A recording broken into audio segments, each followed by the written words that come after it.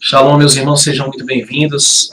Aqui comunicando o canal Verdade Revelada, Neemias Gomes. Nós vamos falar sobre mais um estudo da restauração. Espero que você esteja recebendo nosso sinal audível e em cores. Bom, nós vamos começar com uma pequena oração. Desde já, nosso muito obrigado a todos os amigos acompanhando. Compartilhe esse link, porque isso vai com certeza ajudar pessoas, tá? E nos ajudar nós mesmos no entendimento e no crescimento espiritual, tá? Da verdade. Vamos orar.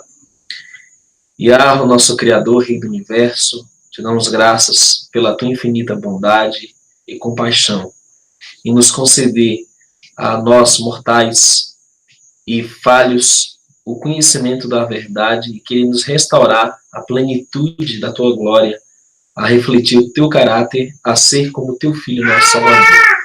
Pedimos a tua bênção em mais esse estudo. Em nome do Messias Yahushua, te damos graças e pedimos por cada pessoa em cada necessidade específica, individual. E em nome do teu Filho te pedimos essas bênçãos com perdão dos nossos pecados. Bom, queridos, nós estamos felizes de compartilhar aqui a verdade da restauração. E no tema de hoje nós vamos falar sobre os mandamentos esquecidos ou frequentemente ignorados pela grande maioria da cristandade, do mundo religioso, que o nosso Messias ensinou.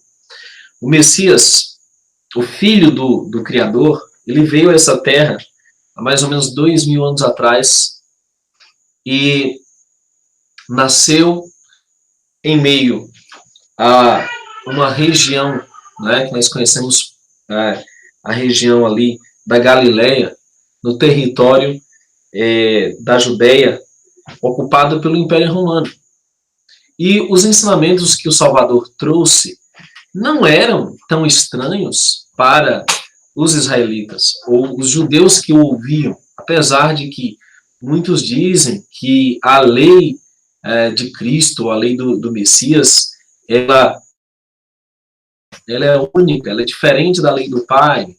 E nós vamos averiguar pelas Escrituras para entender o ensinamento do Messias. Eu vou começar com um texto que está em Marcos, no capítulo de número 12, e aqui o Messias expande o entendimento dos seus mandamentos. E aqui está escrito dessa forma. Eu vou ler a partir do verso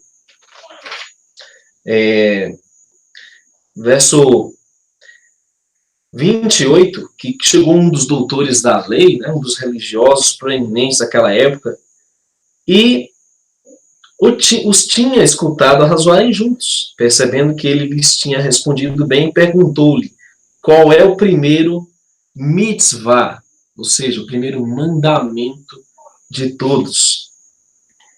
E frequentemente as pessoas dizem, Cristo ensinou um mandamento novo, ele mudou a Torá, ele aboliu a lei antiga e ele estabeleceu um novo código de mandamentos. Nós vamos ver o que diz, o que está escrito aqui. O verso 29 diz que Yahushua, ou Yeshua, respondeu-lhe, o primeiro de todos os mandamentos é Shema Israel, o soberano Yahweh é nosso Elohim. O soberano Yahweh é errado. Então, o mandamento que o Messias, o primeiro mandamento que o Messias coloca é: ouve Israel, o Eterno é o nosso Elohim, é o nosso Criador, ou Deus, algumas traduções colocam, o Eterno é um. Então, onde está isso? Da onde que o Messias escolheu esse tipo de ensinamento? Ora, se não do próprio Antigo Testamento, que tantos rejeitam e rechaçam. Em Deuteronômio 6, verso 3, está escrito exatamente o que o Messias recitou, né, que está aqui, há milênios antes dele, onde diz, Shema a Israel e cumprir, ouve Israel e cumpre o mandamento, para que isto possa ir bem contigo.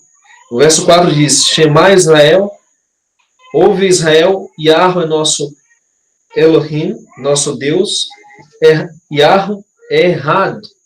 Ou seja, o Eterno é um. O primeiro mandamento ele tem a ver com a natureza do Criador. O Criador, o Deus único, ele é um.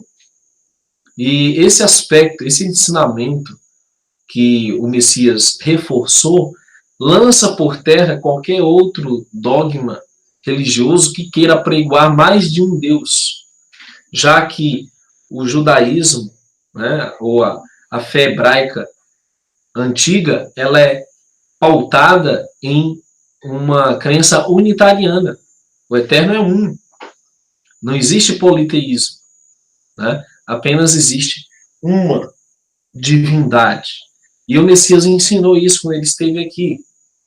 E o que foi que aconteceu? Essa crença, o primeiro grande mandamento, ele foi mudado para uma crença trinitária no cristianismo. Ele foi, na verdade, distorcido para uma adaptação politeísta dentro da visão trinitária. E, infelizmente, esse mandamento foi esquecido. O Messias ensinou: o Eterno é um. Não é dois, não são três. Ele é apenas um.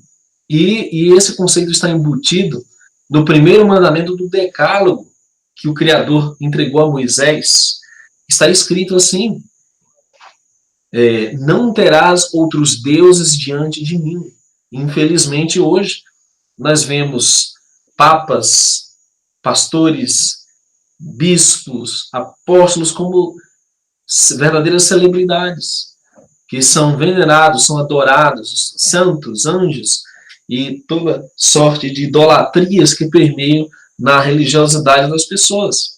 Quando a Escritura ensina que o Eterno é apenas um, o Messias nos deu esse mandamento, o Eterno é um. Ele reiterou isso em Marcos capítulo 10 e no verso 29 em diante.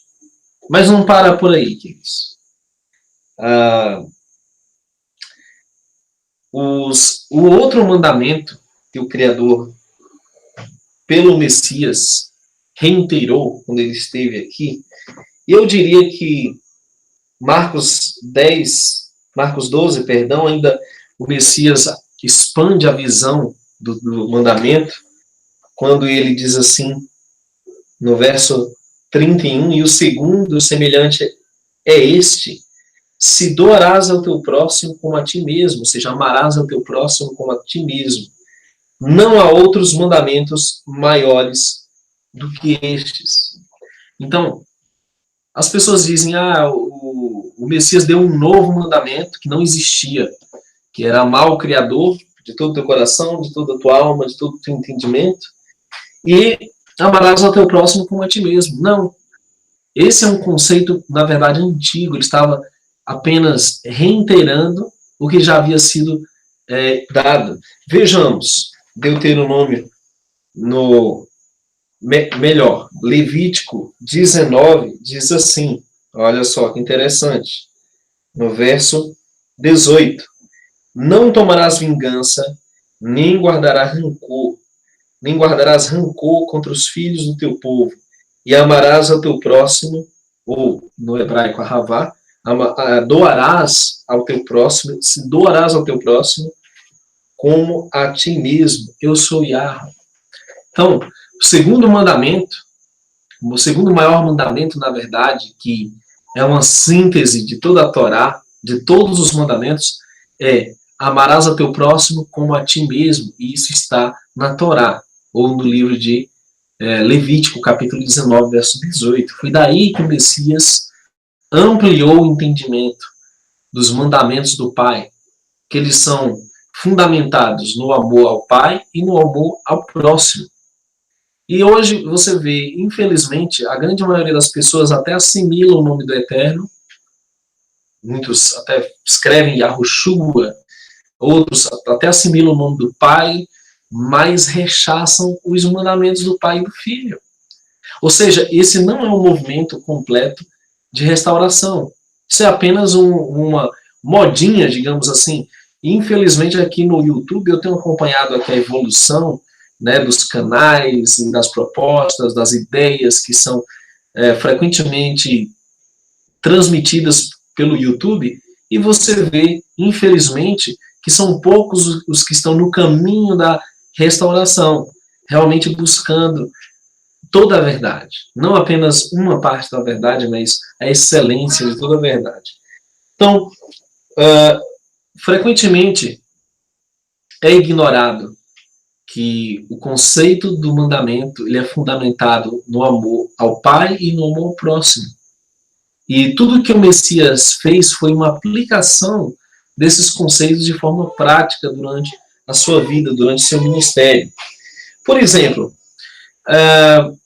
o segundo mandamento da Escritura diz para não fazer imagem de escultura, nem se prostrar diante delas.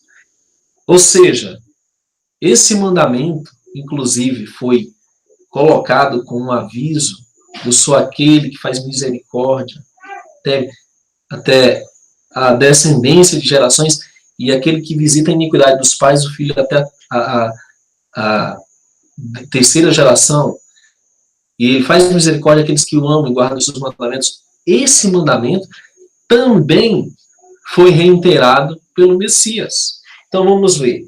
Em Mateus 4,4 é o relato da tentação do Messias no deserto. E nós lemos o seguinte, que está assim, Mateus 4,4, lemos: mas ele respondeu e disse, o Messias respondendo à tentação de Satã, o adversário: o Filho do Homem não viverá somente de pão, mas de toda palavra que procede da boca de Yahvé. E aqui é uma citação do livro de Deuteronômio também. Mas o texto que eu estou querendo é esse aqui. Aqui está no verso 10. Então lhe disse Yahushua, ou Messias: aparta-se, Satã, porque está escrito: a Yahvé, o teu Elohim, teu Criador, teu Deus, adorarás, e somente a ele servirás. Então Satã o deixou, e os anjos celestiais o serviram. Ou seja, o mandamento para não fazer imagem de escultura, não adorar outros deuses, o mandamento para não se prostrar diante de nenhuma imagem, ou venerar nenhum santo, ou retrato, relíquia, ou qualquer artifício humano, idólatra, ele foi reiterado pelo Messias. Somente a Yahvé te curvarás, somente a Yahvé prestarás culto. Da onde você acha que o Messias retirou isso? Ele inventou ali na hora? Não. Esse é um mandamento que está escrito em Êxodo capítulo 20. E você encontra lá no versos 6, 7, né? Esse conceito para não se curvar diante de ídolos.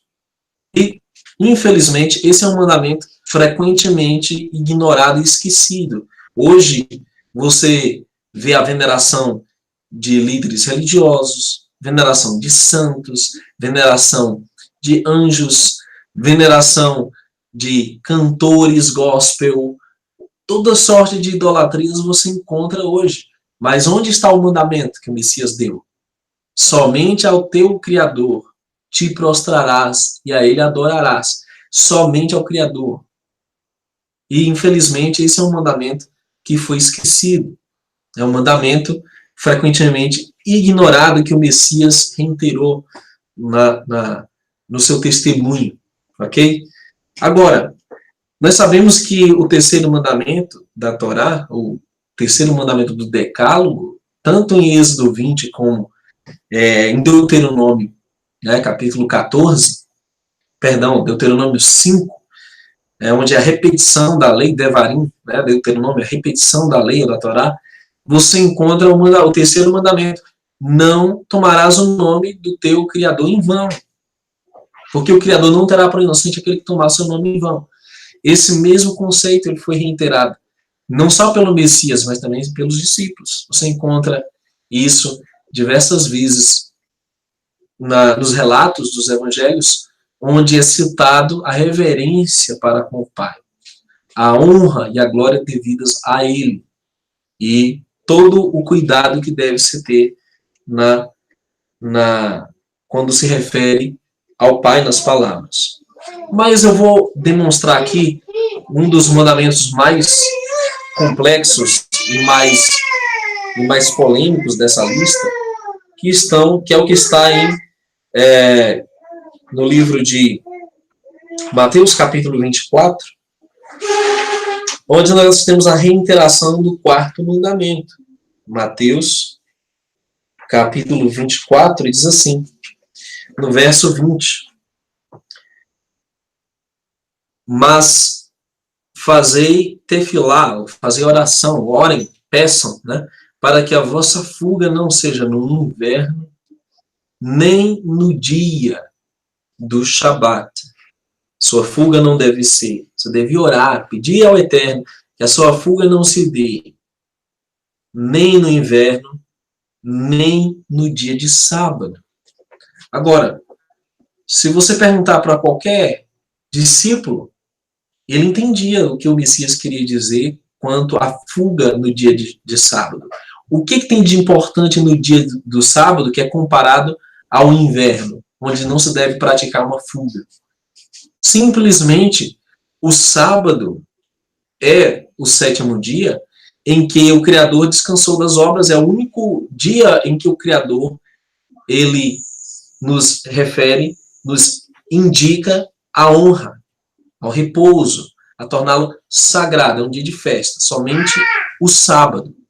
Quando o Messias reitera o Shabat, ou sábado, ele está falando aqui que o sábado é um dia especial, não só o sábado, mas todos os dias festivos que as Escrituras recomendam. Você vê as 7 festas do Criador, que estão no Levítico 23, né, na qual estamos aí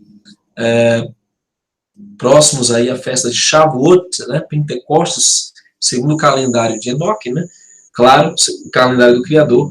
Então, você tem a reiteração do quarto mandamento pelo Messias. Ele não falou de nenhum outro dia. Não existe domingo santo, não existe sexta-feira santa, não existe nenhum outro dia festivo que o Criador ou que o Messias tenha ordenado, diferente do que o Pai já tinha determinado. Você vê o Messias comemorando terça, né, que é a Páscoa, diversas vezes nos relatos dos evangelhos. Você vê eles comemorando tabernáculos, você vê eles comemorando Pentecostes, enfim. Todas as festas eram frequentemente observadas não só pelos discípulos, mas pelo próprio Messias. Então ele reiterou a solenidade do Criador, o sétimo dia, o sábado, como sendo o dia de descanso. E eu acho interessante que sempre a Bíblia nos remete ao dia, né? Se tratando da parte clara.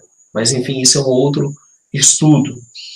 Mas, ok, o quarto mandamento foi reiterado, que nos leva a crer que o amor ao Pai, que é um mandamento do Messias, e nós não vemos o Messias atraindo essa glória a si próprio, usurpando isso, de maneira nenhuma. Ele veio para glorificar o Pai.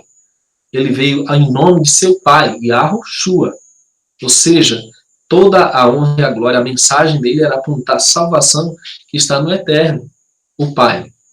Então, ele, como mediador, como caminho, é o nosso exemplo de como observar os mandamentos do Pai. Tome por exemplo a seguinte ilustração. Você pode obter um objeto e ter um manual desse objeto, mas nem sempre as pessoas conseguem interpretar corretamente esse manual e nem conseguem seguir as orientações desse manual. O que o Messias veio fazer? O manual já existia, é a Torá, os mandamentos. O Messias veio nos mostrar como guardar esses mandamentos, diminuindo o fardo religioso, ele apontando pela valorização do próximo, que é um dos aspectos que o Messias mais nos ensinou, que é mais importante você prestar um serviço ao necessitado do que uma tradição religiosa. Isso ele deixou muito claro no seu ministério, que não é o dízimo no templo que é o primordial, mas o alimento do necessitado. Tanto é que ele falou isso em Mateus 25, né, que o que ele vem cobrar é o que nós fazemos em prol do próximo ou o que nós deixamos de fazer em relação ao nosso próximo. Então, vejamos outros aspectos que frequentemente são esquecidos, que o Messias nos ensinou. E é triste ver que, infelizmente, a teologia da substituição, que é a teologia frequentemente ensinada nos seminários, nas igrejas, nos templos, nas denominações, ensina que a nova aliança foi feita com os gentios e essa nova aliança não tem relação com o que eles chamam de antiga aliança. Sendo que o profeta Jeremias, no capítulo 31, o profeta Ezequiel, no capítulo 26, sendo que em diversas porções do Taná, nas Escrituras, apenas é declarado que o Criador renovaria uma aliança e com a casa de Israel. É isso que é fantástico. Eu nunca ouvi essa pregação na minha vida. O Criador renovaria sua aliança com a casa de Israel. Ou seja, você não tem uma realocação dos envolvidos nessa aliança. Você não vê uma mudança nos planos do Criador. Pelo contrário, você vê um aperfeiçoamento do que já existia. E para você que está caindo de paraquedas agora, nesse hangout, é importante compreender o seguinte, que eu já expliquei aqui que vários aspectos da Torá, ou que alguns também colocam como a lei de Moisés, não é que eles deixaram de existir, não. Eles ganharam uma aplicação perfeita, plena no Messias. Ou seja, ao invés de sacrificar milhares e milhares de bois, carneiros, de pombinhos, você simplesmente tem um único sacrifício de uma vez por todas, foi do Messias. Isso bastou. Por isso, o motivo de não existir mais um sistema sacrificial. Como também nós apontamos o sistema levítico, que o Messias, ele é o nosso sumo sacerdote, aquele que intermedia nossa relação com o Criador. Em nome dele nós oramos, em nome dele nós batizamos, em nome dele todas as coisas são realizadas, seja expulsão de demônios, seja pedidos, ele intermedia isso. Portanto, você não precisa de um sacerdote humano, um líder, um padre, um pastor para se confessar, para intermediar a sua salvação, porque o Messias, ele é o nosso único pastor. E isso está muito claro nas cartas de Paulo aos Hebreus, isso está muito claro nas próprias palavras do Messias em João 10. Que é chegado o momento que vai haver apenas um só rebanho e um só pastor. Ele, o Messias. Então, é importante compreender que o sistema levítico não existe. O sistema sacrificial também não existe, porque ele foi plenamente, satisfatoriamente realizado e ele está vigente no Messias. Ele é a expiação dos nossos pecados. Ele é o caminho. Ele é a verdade. Ele é a vida. Então, compreendendo isso, nós vamos passar para o próximo nível de entendimento. Se o Messias ele veio planificar algo, quer dizer que ele não veio abolir. Ele não veio destruir, tornar obsoleto, tirar de uso, como frequentemente nós somos influenciados a crer. Por isso que as pessoas dizem, Antigo Testamento é a velha aliança, é a letra, o tempo, né, do Pai. Frequentemente Isso é tudo muito distorcido e mal compreendido. Agora, vamos ver um aspecto muito importante em Mateus 19, o que o Messias ensina sobre os demais mandamentos. Existe um erro esdrúxulo em ensinar que os mandamentos todos foram abolidos.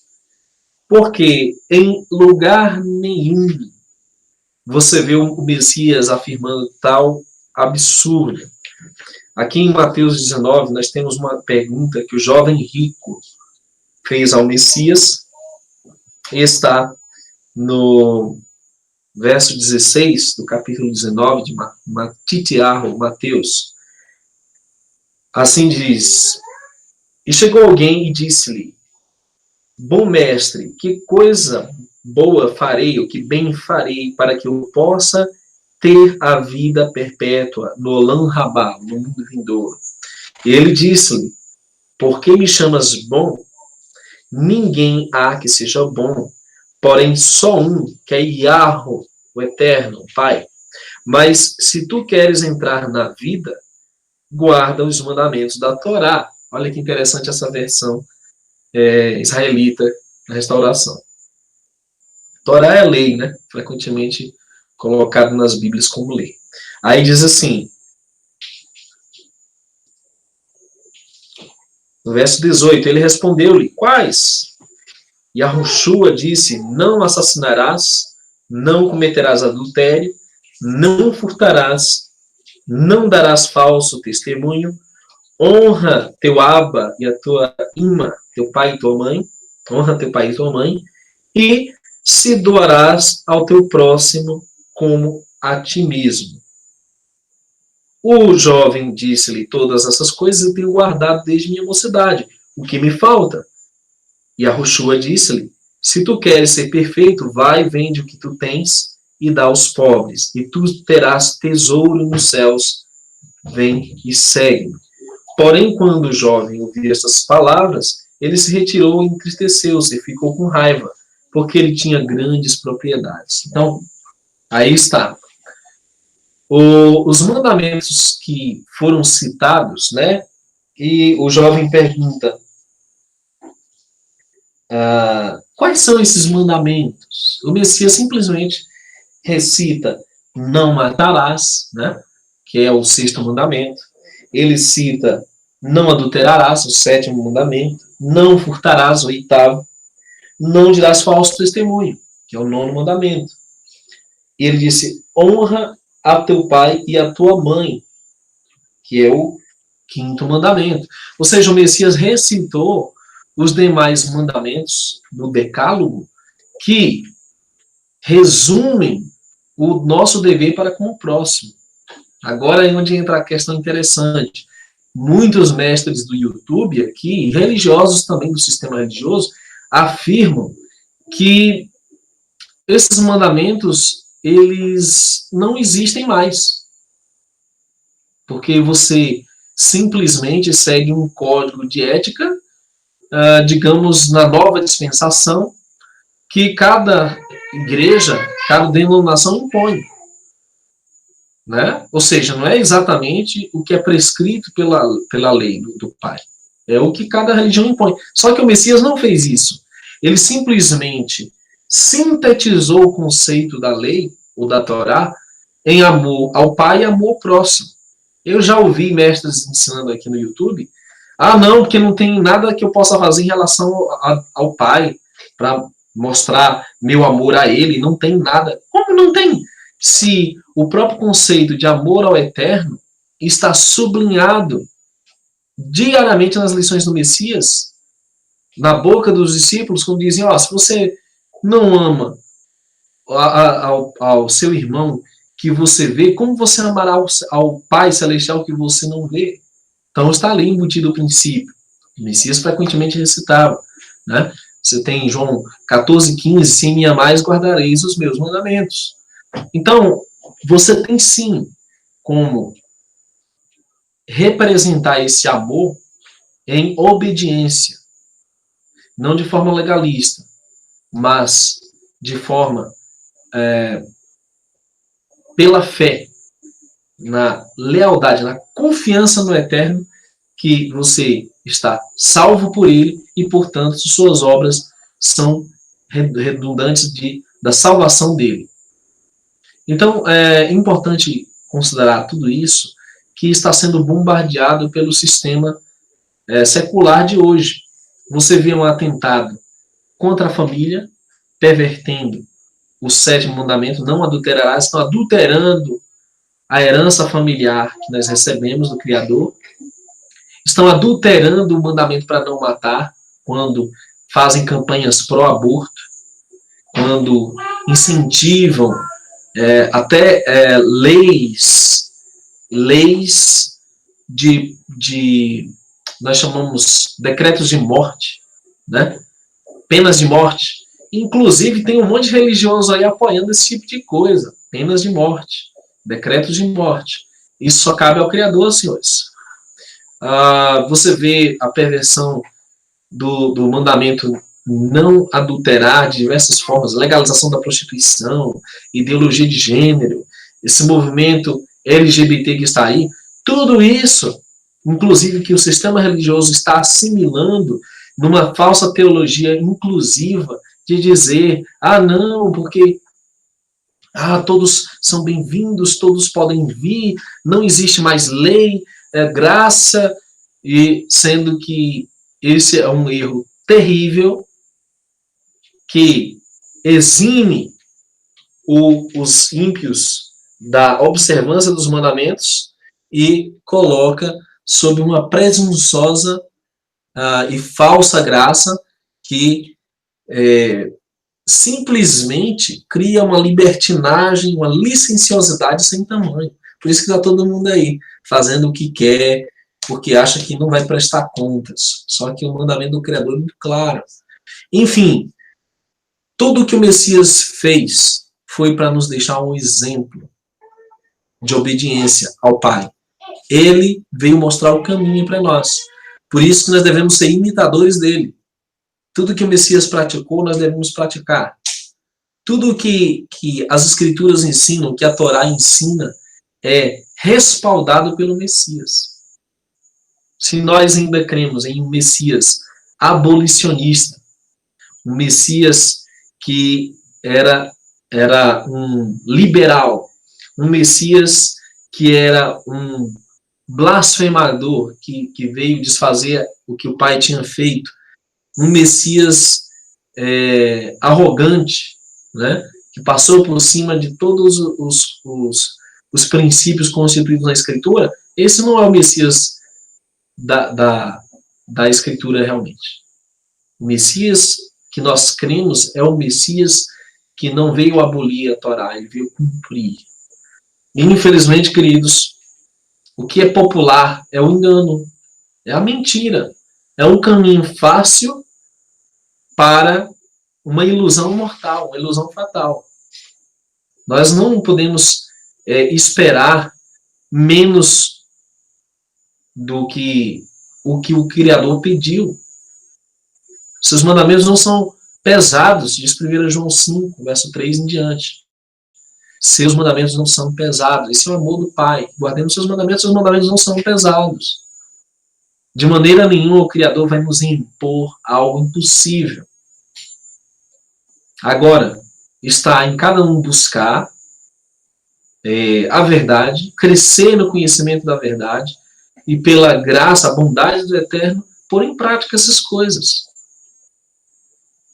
Já é muito difícil conviver num mundo em que as pessoas guardam certas prescrições do Código Penal simplesmente por medo das consequências, de ser preso, de ser multado, de ser penalizado de alguma forma. Tudo tem que ser respaldado pelo amor. E tudo tem que estar voltado no entendimento de que é para o nosso bem. O Criador fez uma cerca maravilhosa.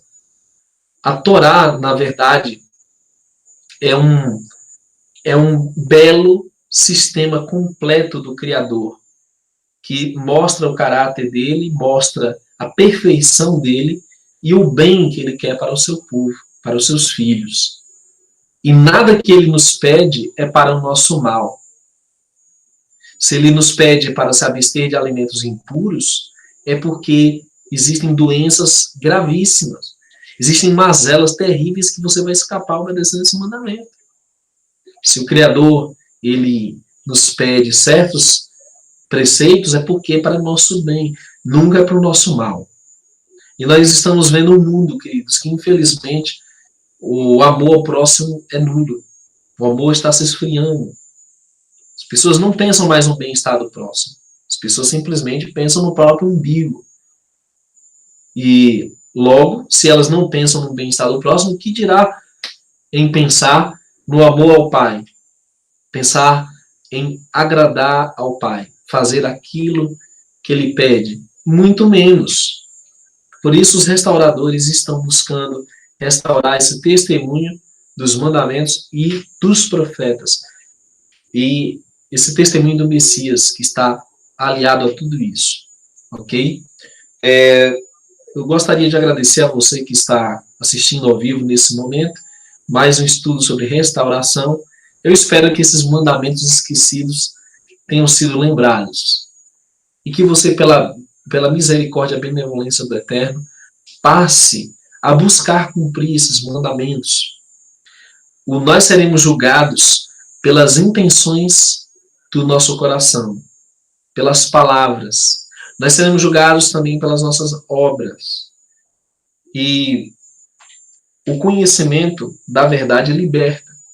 A partir do momento que você anda em restauração, você vai redescobrir as verdades eternas e vai passar a ser mais abençoado ainda na sua vida, a ser mais feliz, a estar em mais shalom, em paz. O Eterno vai multiplicar, vai te derramar bênçãos. Jamais o conhecimento da verdade ou a restauração, ele vai trazer malefícios, ele vai trazer maldição. Pelo contrário, ele vai nos despertar a consciência, ele vai nos levar a buscar mais, a se aprimorar cada vez mais numa caminhada progressiva na luz da verdade. Ok? Que o Criador te abençoe. Nós estamos em restauração, nós estamos buscando cada vez mais restaurar as verdades perdidas do Criador e hoje falamos sobre os mandamentos esquecidos. Amanhã às 20 horas nós vamos estar de volta com mais um estudo profético dentro do que está acontecendo, dentro do que a Escritura prediz, tá? E às 20 horas da manhã. Que o Eterno te abençoe. Obrigado pela sua companhia. Shalom a todos. Até um próximo Hangout.